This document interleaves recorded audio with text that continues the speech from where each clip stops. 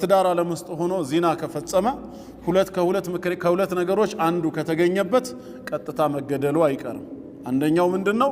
አራት የአይን ምስክር። እነዛ አራት የአይን ምስክሮች ዚና ከፈጸመባት ሴት ጋራ መርፌና ክር ሆኖ አይተናዋል ብለው የሚመሰክሩ ከሆነ በእነዚህ አራት ምስክሮች መሰረት ማስረጃ ቆሞበታል፣ ተወግሮ እንዲሞት ይደረጋል ማለት ነው። ምስክሮቹ አራት መሆን አለባቸው።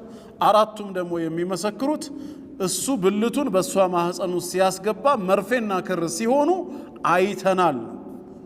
እዚህ ላይ እንግዲህ ከፍተኛ ጥንቃቄ ማድረግ ያስፈልጋል። ዛሬ ሸሪዓ በሌለበት የጣዖት ሕግና ስርዓት በነገሰበት ሀገር ላይ ብንተዳደርም በግላችን ግን የምንፈጽመው ወንጀል አለ።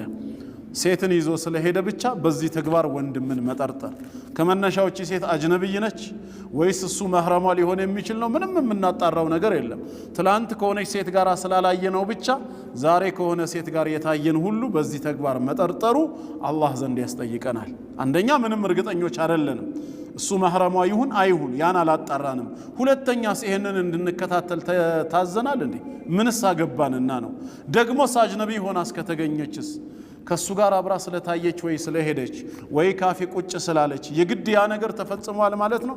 አይደለም። ይሄን ላየ ሰው ይቅርና ቤርጎ ይዟት እንኳን ሲገባ ቢያያት በፍጹም ዚና ሰርተዋል ብሎ መመስከር አይችልም። እንደ ሸሪዓው ራሱ 80 ግርፋት ነው የሚገረፈው። አይደለም ቤርጎ ሲገባ ለምን በመስኮት ሄዶ አይመለከትም? አንድ አንሶላ ውስጥ እንኳን ራሱ ቢያያቸው በብልድ ልብስ ስር እንኳን ቢሆኑ ሰርተዋል ማለት አይችልም። በአይኑ መርፌና ክር ሆኖ እስካላየ ሰው ጠማማ ነው እና ምን ሊያረግ ነው ቤርጎ የገባው ብሎ የሚጠይቃል። እሱ ምን ሊያረግ ነው የሚለው እሱን የሚመለከት ጉዳይ ነው። አንተ ለመመስከር ግን የሚያበቃ ማስረጃ አይደለም። ለምን የምትል ከሆነ ማስረጃ ይሰጣል።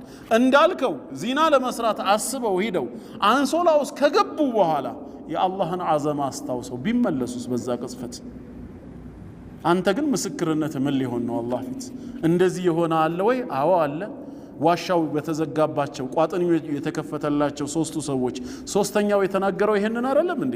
ያክስቱ ልጅ ነች ምን የተባለችው እሱ ጋር ገንዘብ ፈልጋ ስትመጣ ለሃጃዋ ማለት ነው ያን ጉዳይ እንዳሳካልሽ አንቺም ፍቀጅልኝ ነው ያላት። አማራጭ ስታጣ ፍቃደኛ ሆነችለት።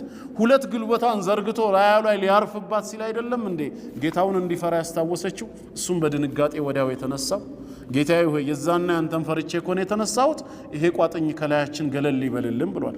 እዚህ ደረጃ ደርሶ ሰው ምን ሊሆን ይችላል? አላህን ፈርቶ ሊመለስ ይችላል። ሀታ በዛም እንኳን ይሁን እሺ ብልቱ አልሰራም አለው። እዛ ደረጃ ደርሶ ጉዳዩ አልተሳካም። ምንድነው አንተ ምስክርነት? ቀልብህ ጠማማ ከሆነ ኢነመል አዕማሉ ቢንኒያ ትላለህ እንዴ? ኢነመል አዕማሉ ቢንኒያ ብሎ የሚተሳሰበው ሰው ነው አላህ ነው? ማን ነው? አላህ ነው። እኛ ምንም ያገባን ነገር የለም።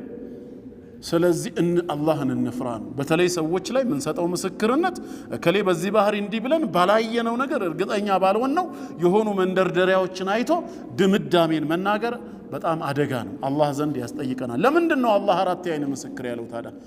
በኢስላም ታሪክ እኮ ተከስቶ ራሱ እኮ አያውቅም ይሄ ነገር። ለምን እዚህ ደረጃ መክረር ጉዳዩ ያስፈለገ ሲባል የሰውን አይብ እንዳንከታተል ጥንቃቄ እንድናረግ ነው። አንደኛው ይሄ ነው። ካልሆነ ሁለተኛው ራሱን ካጋለጠ ይህን ተግባር ፈጽም ያለው ነገ አላህ ፊት ከምትጠየቅ የሸሪዓው ሕግ እኔ ላይ ይተግበር ብሎ ራሱን ካጋለጠ ጤነኛ መሆኑ ከተረጋገጠ የዛኔ በሱ ላይ ምን ይሆናል? ሐዱ ይቆማል ማለት ነው። ግልጽ ነው ካልሆነ